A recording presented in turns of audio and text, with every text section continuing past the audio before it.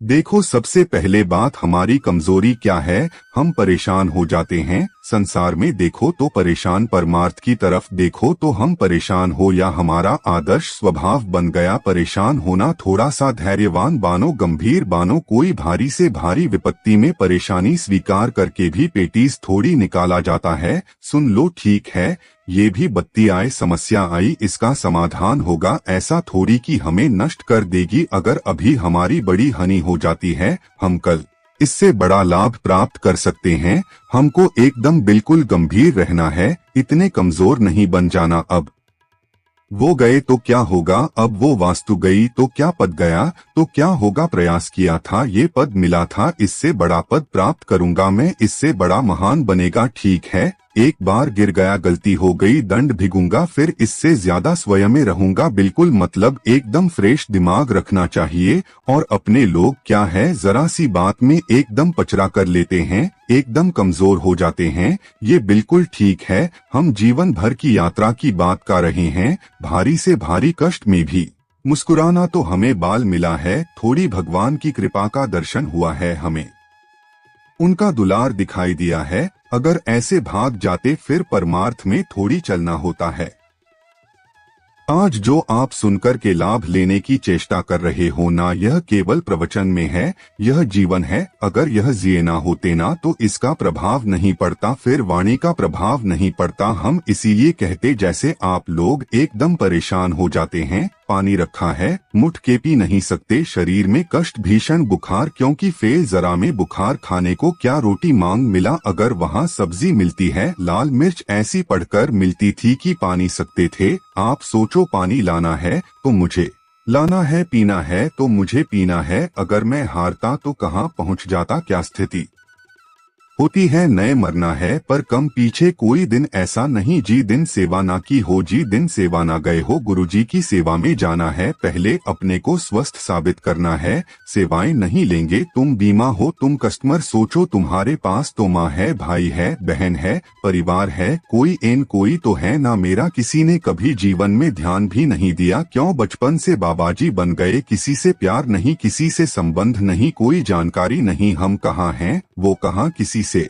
कोई मतलब नहीं। अगर जवान साधु कौन से अदा करें, कभी गांव जान की हिम्मत नहीं पड़ती कि रोटी मांगने। पता नहीं लोग क्या सोचेंगे, क्या भावना कर ले। हम दरवाजे पे खड़े हैं, क्या कैसी भाव, जो हमारे सामने आकाश मृत्यु से आया, वास्तव में वही पाया है।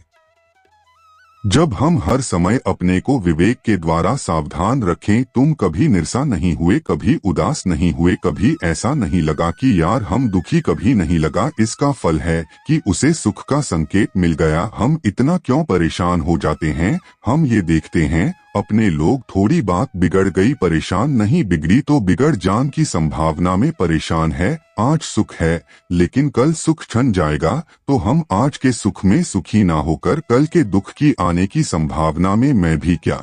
हमारी सोच रह गई हमको इतना बलवान बनना कि सुख और दुख दोनों को उन सके भारी से बारिश। सुख की व्यवस्था तो अहंकार में हर्षित होकर किसी का अपमान ना करें कि हम धनी, हम पदाधिकारी, अमुक। भारी से भारी दुख आया तो मैं किसी के सहयोग की जरूर नहीं, हम फिर अपने कम बढ़ाएंगे, हम फिर जुड़ी हुई अपनी भावनाओं को सजाएंगे मस्त जीवन एकदम। तुम अविनाशी के बच्चे हो, शेर का बच्चा बीड़ी के बीच में फंसकर मेव मेव बोल रहा है।